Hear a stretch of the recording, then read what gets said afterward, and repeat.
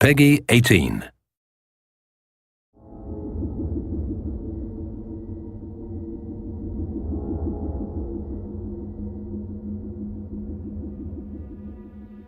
This is very personal for me. What's fun about it is knowing this game is made by hundreds of people who deeply care about each other and care about the property growing and becoming the next Star Wars or the next Middle-earth. Whether you're writing a book or making a video game or making a movie, your first job is to get your reader, your player, your viewer to suspend disbelief. There's no point starting unless you have a fresh, exciting idea. We at the very beginning said we have to have at least 10 whoa moments. And those are the moments that you just sort of assume you know what's going to happen because you've played so many games and you surprise the audience. The challenge is to get people interested in it. If you create a story that is interesting, people will want to play it. Why do we fight? Because there is hope. Because only through battle can we break the chains that fate has forged. Let's just make a hell of a game.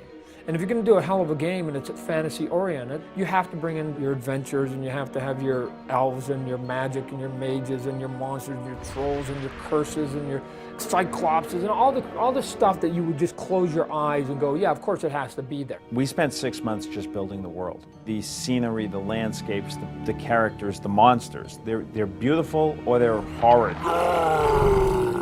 But there's a vividness about the image. It has meaning and resonance. It's coherence. The main character in Reckoning starts the game waking up on a pile of corpses. Well, you're dead, see? But you wake from the dead. You're the first person in history that did that. But once you come out of it, you're sort of an empty husk, if you will.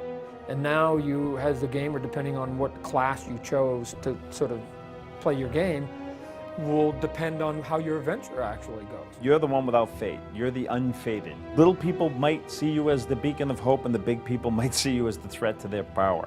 You are unique, you are different, and potentially you are a world-changing person. And at the time this happens is a time of very, very high magic. You, as the player, get to sort of write the history of your character. You can constantly be rearranging your fate. Are you a guy that stands back and casts spells? Are you a guy that sneaks up from behind and sticks him in the back? A wizard that likes to have a big golf bag of things and blow the meat off things with a lot of different tools. You can be all of those, and you can keep changing those. You get the reader on the edge of the seat. Well, in this game, we're going to get the player on the edge of the seat.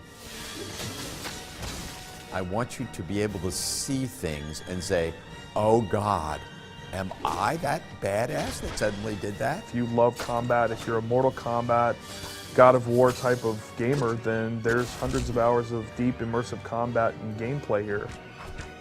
I want the player to feel like he moves the way he wants to move. The only words that are good to describe our combat is if you're a hardcore RPG, questing, Oblivion kind of gamer, there's hundreds of hours of gameplay in this game as well. Every time you play the game, it's almost going to sort of feel fresh and new, because once you get through your 200 plus hours of gameplay and you go, I want to do it all over again, even if you pick the same guy, try to do the same path, you can't get there. That draws people in. And other than that, it's just a blast to play.